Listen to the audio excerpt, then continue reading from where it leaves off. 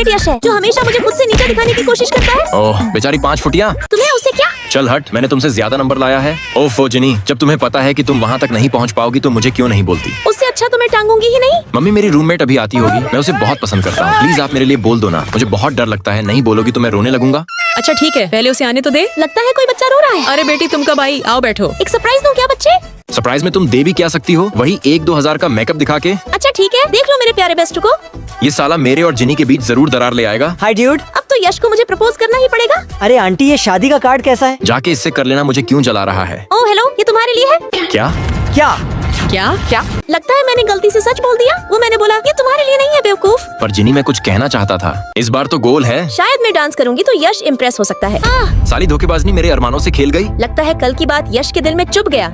Like subscribe करके red heart comment करो, अगला पार्ट आ जाएगा।